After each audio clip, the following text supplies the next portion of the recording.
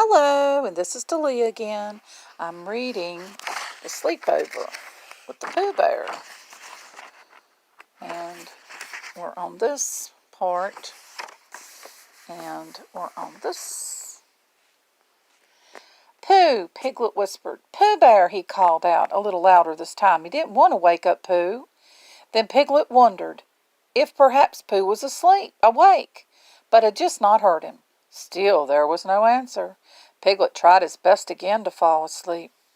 Then he heard a soft, low rumbling. It was curiously similar to the sound of a sleeping bear snoring. As Piglet listened, the sound grew louder and louder, then softer and softer, then louder over and over again.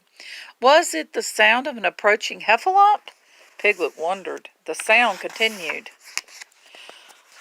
Pooh! Oh, dear! Piglet shouted, jumping out of the drawer and running to Pooh's bedside. He shook Pooh as he shouted, Wake up! Wake up! Oh, please, Pooh, please!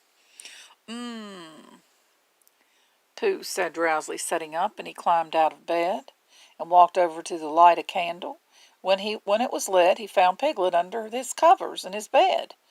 Why, Piglet, said Pooh, what's the matter? Piglet was trembling so much it was hard to get the words out. It's that horrible noise, Pooh, he stammered. Piglet listened for the noise so he could point it out, then realized he couldn't hear it. That's funny, said Piglet as he peeked out from under the covers. The noise stopped as soon as you woke up, Pooh. Said Pooh. He shrugged, then he yawned. I guess that means we can go back to sleep. Piglet wasn't so sure. He didn't want to hurt Pooh's feelings, but he didn't think he could fall asleep in Pooh's room. Pooh Bear, said Piglet timidly, I don't mean to be a bad best friend, but do you think we might have the rest of our best friends sleep over some other night? I'm just not used to sleeping anywhere but my own house. Pooh sat down on the bed and put his arm around Piglet. I understand, Piglet, he said. We can have the rest of our best friends sleep over whenever you like. Pooh helped Piglet gather his things, including his very own pillow. Then, hand in hand, Pooh and Piglet began to walk through the 100-acre wood. It was a short stroll through the forest to Piglet's house.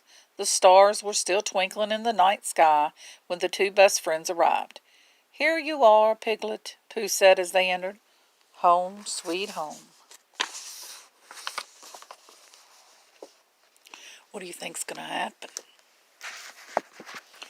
So we'll continue to part 3.